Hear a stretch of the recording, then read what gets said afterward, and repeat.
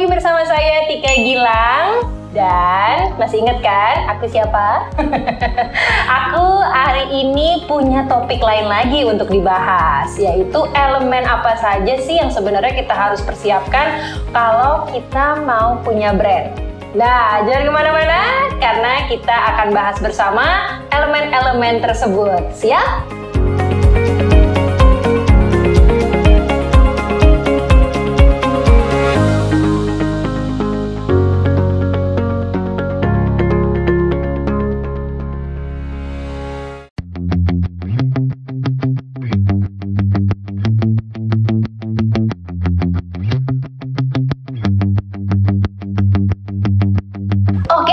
Pertanyaan yang bagus nih. Jadi elemen-elemen apa saja yang harus dipersiapkan para pemilik brand ataupun pengelola brand biar brandnya siap tanding di pasar. Elemen pertama, seperti layaknya manusia, brand harus juga punya nama. Saya nggak setuju ya kalau Shakespeare bilang apalah arti sebuah nama. Nama itu ada artinya, apalagi untuk kita orang Indonesia, nama itu adalah doa. Nah, kata orang Indonesia kan tak kenal maka tak sayang. Jadi sebelum kenalan, sebelum kita sayang, kita pilih dulu nama yang tepat untuk produk dan jasa yang mau kita tawarkan. Oke, nama udah ada nih. Terus kemudian apa? Logo. Nah, logo itu juga harus disiapkan.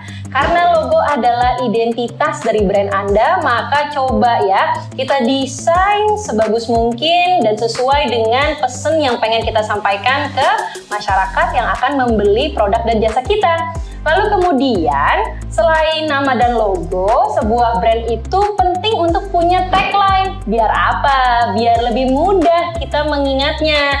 Kadang-kadang kan kalau kita dalam sehari ya, kita ketemu brand itu bisa kali ada ratusan, mungkin ribuan.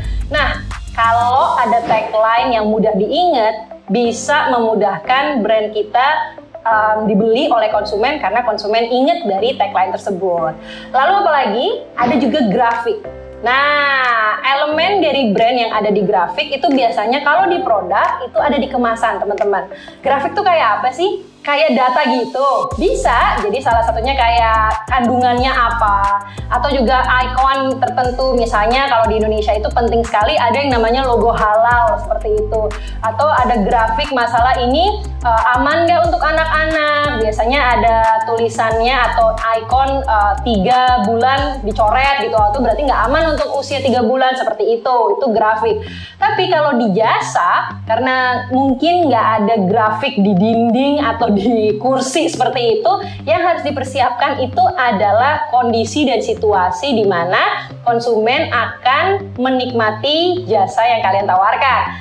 Aku pakai contoh ya, misalnya salon kecantikan. Salah satu yang harus dipersiapkan adalah bangku yang nyaman untuk kita duduk. Lalu AC juga yang nyaman. Lalu ya mungkin wanginya, ya suasananya jadi lebih menyenangkan ketika kita ke sana. Oke, apalagi ya? Coba aku lihat. Oh, bentuk. Nah, mungkin kalian bertanya-tanya, kalau produk bentuk kebayang ya, mau bulat, persegi, mungkin juga segitiga gitu ya, tergantung kemasannya. Tetapi kalau jasa, bentuknya kayak apa?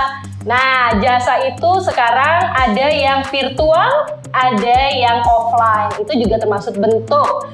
Kemudian, selain itu ada yang namanya karakter. Wah, nih karakter nih, ini adalah kesukaan aku. Jadi kayak manusia, brand itu kalau dikasih karakter bisa membuat konsumen kita lebih merasa cocok dengan brand yang dia pilih. Nah, karakter itu misalnya brand kalian bisa menampilkan karakter yang friendly, karakter yang tahan banting, karakter yang misalnya elegan gitu ya. Nah, konsumen kan macam-macam.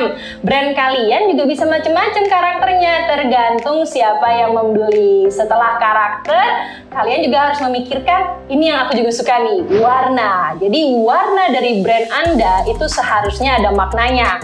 Sudah banyak sekali ilmuwan-ilmuwan dan juga para pelaku merek yang merumuskan arti-arti dari sebuah warna. Contoh, misalnya warna merah muda itu sekarang lebih banyak asosiasinya untuk para penderita kanker payudara dan semua movement untuk gerakan awareness payudara tersebut, kanker payudara tersebut itu biasa pakai warna merah muda atau misalnya warna biru. Warna biru itu banyak digunakan oleh brand-brand yang fokusnya adalah teknologi informasi. Nggak percaya? Coba deh cek ke sosial media yang Anda punya di smartphone Anda. Warnanya apa? Nah, nih elemen berikutnya adalah suara. Mungkin teman-teman bertanya ya, suara ini maksudnya apa sih gitu ya? Ada suara yang sifatnya bener-bener harafiah suara. Contoh, aku pakai contoh, tapi ini tidak di-endorse ya. Mobil BMW atau BMW itu meriset dengan khusus bagaimana suara ketika mobilnya ditutup. Jadi kalau pintu ditutup, BMW itu bunyinya khas sekali. Itu suara yang harafiah suara. Nah, coba dicek ya. Mungkin Anda punya mobil BMW di rumah atau tetangga Anda, boleh dicek. Tapi minta izin dulu. Jangan sampai nanti mereka marah-marah karena kalian lupa minta izin. Kemudian ada juga suara yang maksudnya adalah pesan. Contoh, misalnya itu kenapa brand-brand hari ini banyak sekali yang menggunakan influencer, spokesperson, endorsement, seperti itu untuk bisa menyuarakan pesan-pesan tertentu yang ada di dalam brand Anda. Nah, ini dia nih yang terakhir dan juga yang menarik adalah bau. Mungkin Anda setuju nggak setuju ya, elemen apa sih nih bau ini gitu ya. Kalau Anda pergi ke mall, ya, kemudian Anda mencium bau ini, Anda akan langsung mencari pusat dari bau ini ya. Ini apa ya? Membuat Anda bertanya, membuat Anda penasaran. Nah, itulah kenapa bau dari sebuah brand juga harus diperhatikan. Ada yang fungsinya memang untuk menarik perhatian konsumen seperti bau salah satu makanan di mall yang Anda kunjungi.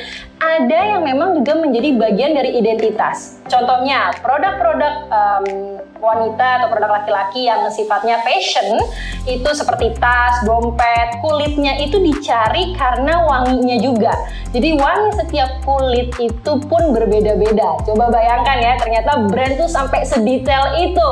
Nah, menurut kalian nih teman-teman, kira-kira elemen apa lagi yang perlu kita perhatikan ketika kita hendak membuat sebuah brand?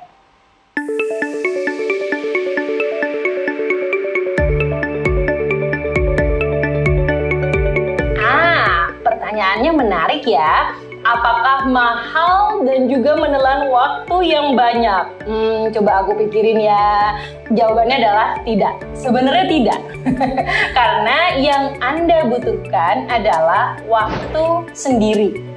Mahal nggak tuh waktu sendiri? Mungkin untuk beberapa orang itu mahal karena saya nggak pernah sendirian. Tapi buat beberapa orang itu diperlukan. Karena apa? Anda membutuhkan waktu sendiri dulu untuk menentukan elemen-elemen tadi di brand Anda maunya seperti apa. Sebelum Anda berbicara kepada orang lain. Sebelum Anda men-share ide Anda kepada orang-orang terdekat Anda misalnya. Jadi kalau pertanyaannya mahal atau tidak, untuk menentukan elemen-elemen tadi jawabannya adalah tidak. Karena datangnya dari diri Anda dulu sebelum nanti Anda konsultasi misalnya ke teman, ke brand consultant, ke misalnya juga lembaga hukum, karena harus dicek juga loh teman-teman elemen-elemen brand tadi. Contohnya nama itu harus dicek apakah sudah ada yang menggunakan nama yang sama dengan brand Anda. Itu tips ya. Tapi kalau mau jawab pertanyaan tadi, jawabannya tidak mahal dan tidak susah.